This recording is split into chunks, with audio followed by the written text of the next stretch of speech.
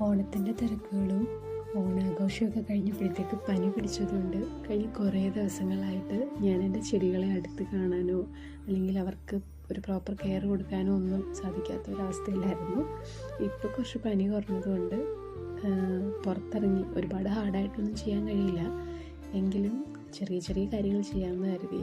അപ്പം ഇവിടെ എൻ്റെ റോസാ ചെടിയിൽ പൂക്കളൊക്കെ വാടിയിട്ട് നിപ്പുണ്ട്, കരിയാറായത്. അത് ഞാൻ നോർമലി കട്ട് ചെയ്ത് കൊടുക്കലാണ്. ഇപ്പോൾ കുറച്ച് നാളുകളായിട്ട് പൂക്കൾ വാടി കരിയാറാകുമ്പോഴത്തേക്ക് ഞാനത് കട്ട് ചെയ്ത് വിടും. അപ്പോൾ ഇത്തവണ എൻ്റെ റോസയിൽ വണ്ട് കയറിയിട്ടാണോ എന്തോ അത് പൂക്കളെല്ലാം ഒരുമാതിരി ഇരിക്കുന്നത്. അപ്പം ഞാനതെല്ലാം കട്ട് ചെയ്ത് കൊടുത്തിട്ടുണ്ട്.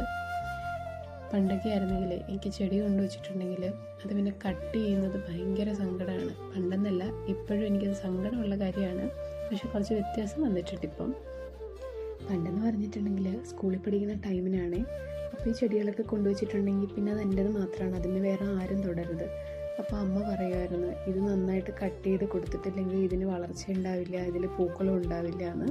അന്ന് ഞാൻ അമ്മയോട് പറഞ്ഞത് എനിക്ക് ഓർമ്മയുണ്ട്. അങ്ങനെ കട്ട് ചെയ്തിട്ട് കിട്ടുന്ന പൂക്കളും വളർച്ചയൊന്നും എനിക്ക് വേണ്ടാന്ന്. ഇപ്പം അതിൽ നിന്ന് കുറേ വ്യത്യാസം വന്നിട്ടുണ്ട്. സങ്കടം ഉണ്ടെങ്കിലും ഇതൊക്കെ പ്രോപ്പറായിട്ട് പ്രൂൺ ചെയ്ത് വിടാറുണ്ട്. കാരണം നമുക്ക് നമ്മുടെ ചെടി ഹെൽത്തി ആയിട്ട് നിൽക്കുന്നതാണല്ലോ സന്തോഷം. അപ്പം അടുത്തൊരു വീഡിയോയുമായി വീണ്ടും കാണാം. ബൈ.